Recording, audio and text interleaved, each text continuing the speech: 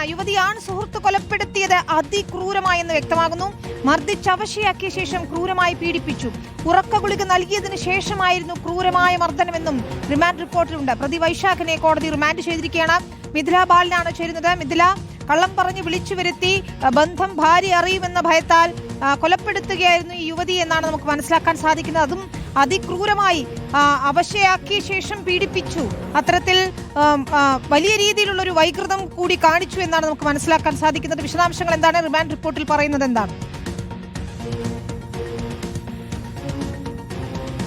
വിനീത, ക്രൂരമായ ഒരു കൊലപാതകത്തിന്റെ ഞെട്ടിക്കുന്ന വിവരങ്ങളാണ് ഇപ്പോൾ പുറത്തുവരുന്നത്. സമാനതകളില്ലാത്ത ക്രൂരത എന്നാണ് റിമാൻഡ് റിപ്പോർട്ടിൽ പോലീസ് പറഞ്ഞിട്ടുള്ളത്.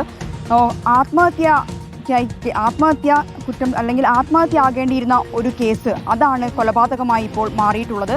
ഇതിൽ ആദ്യം പോലീസിന് സംശയം തോന്നിയ ഒരു കാര്യം എന്നത് ആത്മഹത്യ ചെയ്ത പെൺകുട്ടിയുടെ മൃതദേഹവുമായി ആത്മഹത്യക്ക് ശ്രമിച്ച യുവാവ് സ്വയം കാർ ഓടിച്ച് ഭാര്യയുമൊത്ത് ആശുപത്രിയിലെത്തുന്നു.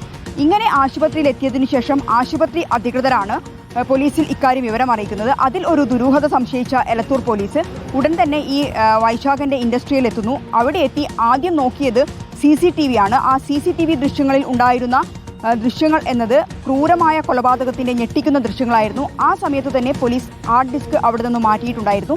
വൈശാഖിന്റെ പ്ലാൻ എന്തായിരുന്നു വെച്ചാൽ, ഈ യുവതി നിരന്തരം വൈശാഖിനെ ഭീഷണിപ്പെടുത്തിയിട്ടുണ്ടായിരുന്നു. കാരണം മറ്റ് സ്ത്രീകളുമായി വൈശാഖിന് സമാനമായ ബന്ധമുണ്ടെന്ന് മനസ്സിലാക്കിയ ഈ യുവതി ഭാര്യയോടും ഇത് പുറത്തും പറയുമെന്ന് ഭീഷണിപ്പെടുത്തി. അങ്ങനെയാണ് ഈ മോരിക്കരയിലുള്ള ഇൻഡസ്ട്രിയിലേക്ക് ഈ യുവതിയെ വിളിച്ചു വരുത്തുന്നത്. ഒരുമിച്ച് ആത്മഹത്യ ചെയ്യാം എന്ന് പറഞ്ഞാണ് വിളിച്ചു വരുത്തുന്നത്.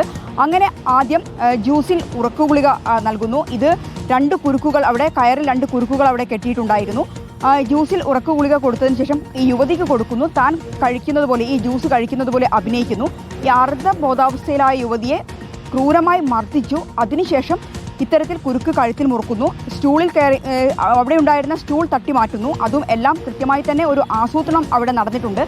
അതിനുശേഷം ഈ കയറിൽ പിടയുകയായിരുന്ന യുവതിയെ പീഡിപ്പിക്കുന്നു.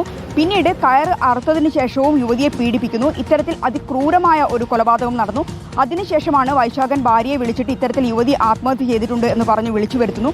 അങ്ങനെ ഇരുവരും ചേർന്ന് ഈ യുവതിയെ സ്വകാര്യ ആശുപത്രിയിൽ എത്തിക്കുന്നു. സ്വകാര്യ ആശുപത്രിയിൽ എങ്ങനെയാണ് ആത്മഹത്യക്ക് ശ്രമിച്ച ഒരു യുവാവ് ആത്മഹത്യ ചെയ്ത ഒരു യുവതിയുടെ മൃതദേഹവുമായി സ്വയം കാറോടിച്ച് എത്തി എന്നൊരു സംശയം ഈ ആശുപത്രി അധികൃതർക്കും ഉണ്ടാവുന്നു.